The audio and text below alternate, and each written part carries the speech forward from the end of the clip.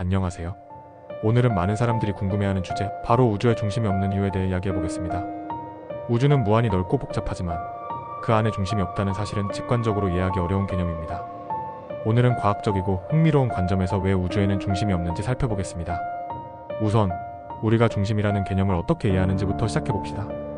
일상생활에서 중심은 대개 어떤 물리적 공간의 한가운데를 의미합니다. 예를 들어 공은 완벽한 구형이고 그 중심은 정확히 구의 가운데에 위치하죠. 그런데 우주는 이런 단순한 구조와는 거리가 멉니다. 우주를 이해하려면 물리학, 특히 우주론의 기본 원리를 알아야 합니다. 우주의 중심이 없다는 개념은 빅뱅 이론에서 시작됩니다. 약 138억 년 전 빅뱅이 발생했을 때 우주는 작은 한 점에서 모든 방향으로 균일하게 팽창하기 시작했습니다. 중요한 점은 빅뱅이 어떤 공간 속의 특정 지점에서 일어난 사건이 아니라는 것입니다. 빅뱅은 공간 자체의 팽창이었습니다. 따라서 특정한 시작점이나 중심을 지정할 수 없습니다. 빅뱅 이후의 우주는 동질성과 등방성이라는 두 가지 주요 특성을 가지고 있습니다. 동질성, 우주는 어느 방향으로 보아도 대규모에서 물질이 고르게 분포되어 있습니다. 등방성, 우주는 어느 방향을 바라보든 비슷한 구조를 가지고 있습니다. 이 두 가지 특성은 우주에 특정한 중심이 없다는 것을 보여줍니다. 우주는 모든 방향에서 동일하게 팽창하고 있기 때문에 어떤 한 지점을 중심으로 삼을 이유가 없는 것이죠. 그렇다면 우리는 왜 중심이 있다는 착각을 할까요? 이는 우리의 관찰 방식과 관련이 있습니다. 지구에서 우주를 바라볼 때 모든 은하가 우리로부터 멀어지는 것처럼 보입니다. 이는 마치 우리가 중심에 있는 것처럼 느껴지게 만듭니다. 그러나 이 현상은 실제로는 우주 팽창 때문입니다. 우주 팽창은 모든 지점에서 동일하게 일어나기 때문에 어느 지점에서 관찰하더라도 자신이 중심에 있는 것처럼 보입니다. 이를 풍선의 표면에 점을 찍는 비유로 설명할 수 있습니다. 풍선을 불어넣으면 모든 점이 서로 멀어지지만 특정한 중심은 없습니다. 각 점에서 보면 마치 자신이 중심처럼 보이죠. 이 개념은 과학적 관측을 통해 더욱 확증되었습니다.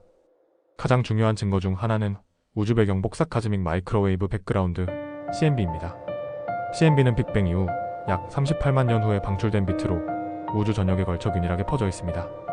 과학자들은 CMB의 데이터를 분석하여 우주가 대규모에서 균일하다는 것을 확인했습니다. 이는 우주의 중심이 없다는 개념을 강력히 뒷받침합니다.